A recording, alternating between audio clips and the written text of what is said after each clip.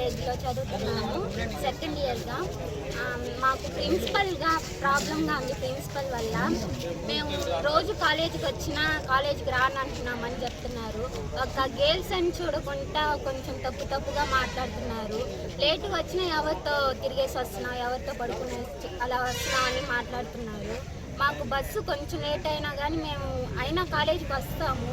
ఇలా స్టూడెంట్స్ అని చూడకుండా, ఒక ఆడపిల్లలు చూడకుండా అందరి ముందర అలా మాట్లాడుతున్నారు. దీంట్లో వచ్చి మమ్మల్ని కొంచెం టార్గెట్ చేస్తున్నారు. ఎగ్జామ్ ఫీజు కట్టించుకొని అంటున్నారు. మేము ఎగ్జామ్ ఫీజు కట్టేదానికి వెళ్తే కానీ ఆమె వచ్చి నేను కట్టించుకోను, నువ్వు నాకు మర్యాద ఇవ్వను అంటున్నావు, నాకు వ్యతిరేకంగా మాట్లాడుతున్నావు, నువ్వంతా రాయాల్సిన అవసరం లేదు ఎగ్జాము అలా అని చెప్పి నన్ను టార్గెట్ చేస్తున్నారు. మేము ఏదైనా అడిగినాం కానీ బయటికి తరిమేస్తున్నారు, స్టాఫ్ రూమ్లోనే రాని అంటున్నారు. స్టూడెంట్స్గా మేము చాలా బాధపడుతున్నాం మా వల్ల. చేస్తున్నాను. మేము సర్టిఫికేట్లో ఎంత ప్రాబ్లం ఫేస్ చేస్తున్నామంటే, ప్రాబ్లం అనే బదులు దాన్ని హెరాస్మెంట్ అని చెప్పచ్చు. ఇప్పుడు మా కాలేజ్ టైమింగ్ నుంచి స్టార్ట్ చేసామంటే అన్ని పర్టికులర్ డిగ్రీ కాలేజీలో వచ్చి 10 to 5కి డిగ్రీ కాలేజెస్ ఉంటాయి.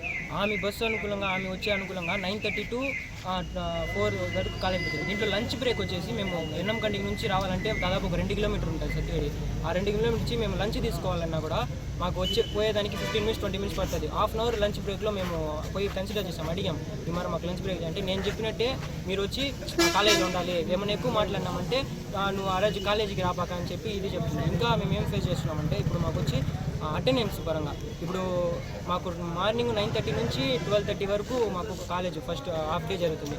హాఫ్ డేలో మాకు సారులు ఏం చేస్తారంటే 11:30కి బ్రేక్ కన్సిడర్ చేస్తారు. బ్రేక్ అంటే వాష్రూమ్ వెళ్ళేది, ఏమైనా వెళ్ళాలంటే మాకు వాష్రూమ్కి పంపిస్తారు.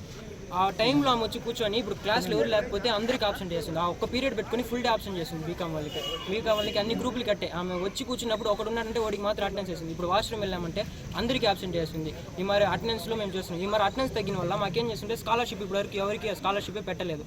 ఎందుకు పెట్టలేదు మేడం అంటే నువ్వు ప్రిన్సిపలా నేను ప్రిన్సిపలా అని చెప్పి మాకు ఇంకొకటి అడుగుతుంది. ఇప్పుడు మేము ఎవరిదైనా ఇప్పుడు సిపిఎం అమ్మారు ఎవరినైనా చూసి మంచి మాట్లాడిస్తుంటే నువ్వు ఎవరి దగ్గర ఎగ్జామ్ రాయిస్తుంది. ఇప్పుడు మిడ్ ఎగ్జామ్ వచ్చి ఒక షెడ్యూల్గా జరుగుతుంది. ఆ షెడ్యూల్ ఏమంటే ఇప్పుడు మేము సార్ వాళ్ళు కన్సిడర్ చేస్తారు ఎగ్జామ్, కామర్స్ అంటే కామర్స్, అకౌంట్స్ అంటే అకౌంట్స్. మరి అకౌంట్స్ విషయంలో మేము వాళ్ళ దగ్గరే పోయేసి సార్ వాళ్ళు ఇంపార్టెంట్ చెప్పి మేము రాయాలి. ఈ ప్రిన్సిపల్ మేడం వచ్చేసి నేను చెప్పిందే మేము చేయాలి. అకౌంట్స్లో కూడా ఇప్పుడు మీకు టేబుల్ ఉంటుంది. అకౌంట్స్లో ఇప్పుడు పర్టికులర్స్ అమౌంట్ అని ఆ అమౌంట్స్ కూడా నేను చెప్పాలంట, ఈ అమౌంట్ ఎట్ట వచ్చిందని. అది ఎట్ట కామర్స్ వాళ్ళు ఒక పర్టికులర్స్ని ఎట్ట చెప్పగలుగుతారు. ఇప్పుడు క్వశ్చన్ ఆన్సర్గా రాయండి అని చెప్తుంది. ఇప్పుడు మిడ్ ఎగ్జామ్ ఎట్ట రాయాలంటే ఆమె రూమ్లో ఇద్దరు కూర్చోవాలంట. ఇప్పుడు మేము మిడ్ ఎగ్జామ్ రాయాలి మేడం చెప్తే నేను వచ్చి అడిగినప్పుడు నువ్వు రాయాలి, నువ్వు అడిగినప్పుడు నేను రాయిపించుకోను, నాకు వర్క్ ఉందని చెప్పి వెళ్తే అది కూడా 12:30 లోపలే రాయాలంట. 12:30కి ఆమె ఇంటికి వెళ్ళిపోతుంది. ఇదే కాకుండా ఇప్పుడు మాకు 9th డేట్కి December 9th సెమ్ స్టార్ట్ అవుతుంది.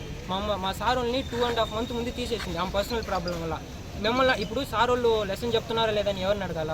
స్టూడెంట్స్ని అడగాల. ఇప్పుడు మమ్మల్ని ఏం అడగలేదు, ఎందుకు తీసేసినారు మేడం అని అడిగితే ఈ మరి మీ సార్ వాళ్ళు మీకు చదువు చెప్పలేదంటే స్టూడెంట్స్ని వచ్చి అడగాల.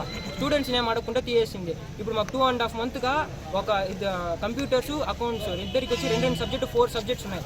2.5 monthsగా క్లాసులు జరగలేదు. ఇప్పుడు 9th మాకు ఎగ్జామ్ సెమ్ స్టార్ట్ అవుతుంది. మేము ఏం రాయాలో మాకు అర్థం కావట్లేదు. దీని గురించి మేము ఏం వచ్చాము, కోర్టుకు వచ్చాము, జడ్జి దగ్గర మాట్లాడినాము, కంప్లైంట్ రైజ్ చేసాము. దీని యాక్షన్ మీరు తీసుకుంటారని మీడియా వాళ్ళని కోరుతున్నాం.